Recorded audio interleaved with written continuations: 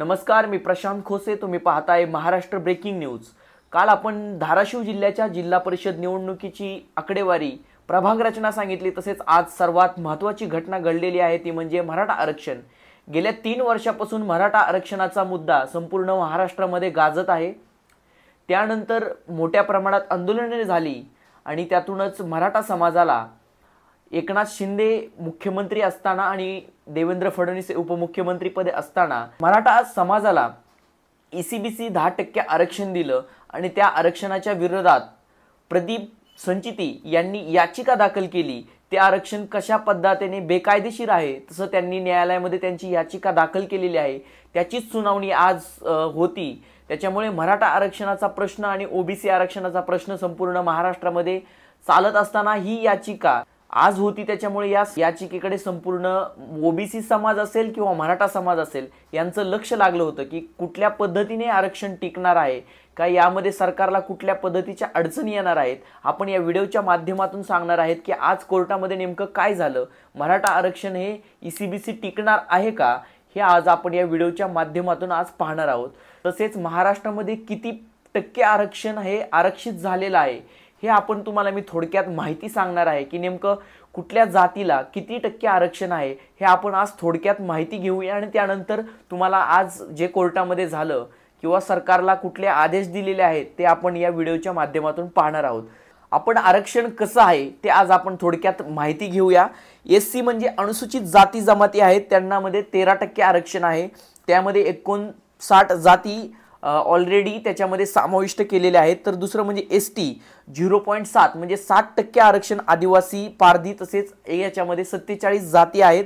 इतर मागासवर्गीय म्हणजेच ओबीसी, याच्यामध्येच मराठा आणि ओबीसी याच्यामध्ये वाद जो निर्माण झालेला आहे. त्याच्यामध्येच ओबीसी समाजाला 19% आरक्षण आहे. त्याच्यामध्ये माळी, साळी, शिंपी तसेच 351 जातींचा समावेश ओबीसी समाजामध्ये केलेला आहे. एबीसी म्हणजे विशेष मागासवर्गीय वर्ग हा नवीन तयार केलेला आहे. त्याच्यामध्ये 2% आरक्षण दिलेलं आहे. त्याच्यामध्ये 7 जातींचा समावेश आहे.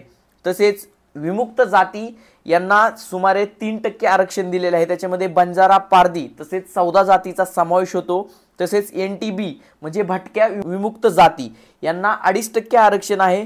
त्याच्यामध्ये भटक्या जमातींचा समावेश आहे. तिसरं म्हणजे एनटीसी, एनटी मध्येच एनटीसी म्हणून एक भाग केलेला आहे. त्याच्यामध्ये 3.5 म्हणजे 3.5% भटक्या जमाती यांना आरक्षण दिलेलं आहे. त्या आरक्षणामध्ये धनगर समाजाचा मोठ्या प्रमाणात समावेश झालेला आहे. दुसरं म्हणजे वंजारी जाती, त्यांना 0.2% आरक्षण आहे. एनटीडी मध्ये भटक्या जमाती म्हणून त्यांना विशेष आरक्षण दिलेलं आहे. त्याच्यामध्ये वंजारी समाजाला 2% आरक्षण दिलेलं आहे. आणि आरक्षणाचा संविधानामध्ये स्पष्ट उल्लेख केला आहे की 50%च्या वर आरक्षण जाऊ नये. त्याच्यामुळे संपूर्ण राजकारणी तसेच सरकारची मोठ्या प्रमाणात गोची निर्माण झालेली आहे. तर एकीकडे मनोज झरांगे पाटील यांनी स्पष्ट भूमिका मांडली होती की आम्हाला 50%च्या वरचं आरक्षण नकोय, कारण ते शेवटी कोर्टामध्ये गेल्यानंतर टिकत नाही, अशी त्यांची भूमिका आहे.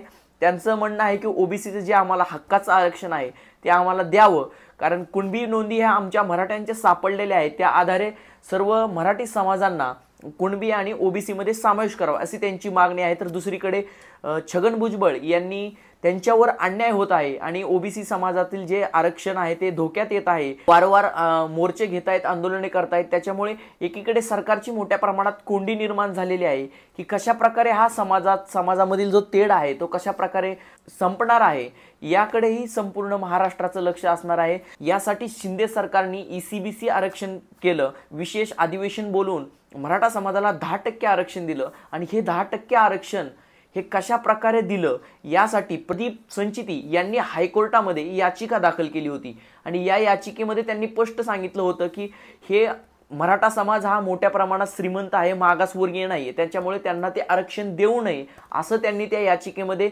लिहिलेलं होतं. त्याच विरोधात याचिका दाखल केली आणि या याचिकेची सुनावणी ही आज होती. संपूर्ण महाराष्ट्रामध्ये ओबीसी मराठा वाद पेटल्यानंतर जे राज्य सरकारने 10% आरक्षण दिलेलं आहे ते 10% आरक्षणात टिकतंय का याकडेही लक्ष होतं. त्याच्यामुळे आजच्या सुनावणीला सर्वात महत्त्व लाभलं होतं ते म्हणजे 10% आरक्षण टिकणार की जाणार.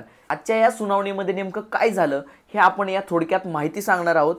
याच्यामध्ये वीरेंद्र सराफ जे आहेत ते महाधिवक्ते आहेत, सरकारकडून त्यांची नेमणूक केलेले महाधिवक्ते आहेत। त्यांनी आपले 10% आरक्षण कशा पद्धतीने दिलं हे त्यांनी त्यांची भूमिका मांडली। तर दुसरीकडे प्रदीप संचिती ज्यांनी ती याचिका दाखल केलेली आहे आरक्षणाच्या विरोधात, त्यांनी त्यांची भूमिका मांडली आहे। तर वीरेंद्र सराफ यांचं म्हणणं होतं की मराठा समाज हा 28% संपूर्ण महाराष्ट्रामध्ये झालेला आहे, त्यातील 25% मराठा समाज हा गरीब आहे, त्याच्या आधारे ECBC आरक्षण दिलेलं आहे। परंतु प्रदीप संचिती यांनी असं सांगितलं की कुठल्याही प्रकारे मराठा समाज हा गरीब नाहीये, मागासवर्गीय नाहीये, त्यांच्यामुळे त्यांना ते आरक्षण देता येणार नाही। मोठ्या प्रमाणात मराठा समाजाकडे मागासवर्गीय नाहीये, त्याच्यामुळे त्यांना आरक्षण देता येत नाही असं त्यांनी स्पष्ट सांगितलं होतं।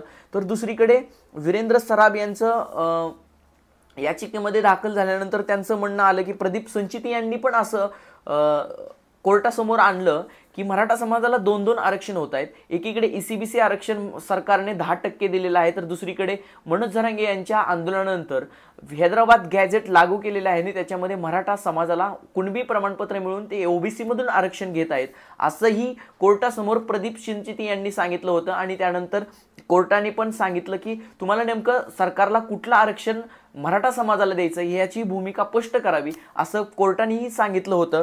त्याच्यामुळे सरकारची एक मोठ्या प्रमाणात कोंडी निर्माण झालेली आहे।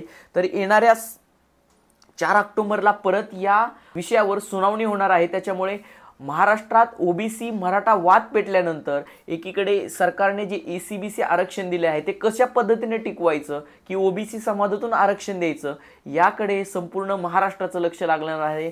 ह्या सर्व घटना आपल्याला लक्षात येणार आहेत की कशा पद्धतीने महाराष्ट्राच्या राजकारणामध्ये जाती-जातीमध्ये विभागलं जातंय, की समाजामध्ये तेढ निर्माण होतंय, की आरक्षणाच्या मुद्द्यानुसार आपल्या राजकीय पोळी भाजून घेत आहेत, याकडेही संपूर्ण महाराष्ट्राचं लक्ष लागलेलं असणार आहे। परंतु अशाच नवनवीन व्हिडिओ पाहण्यासाठी आमच्या YouTube चॅनलला सबस्क्राईब करा। धन्यवाद।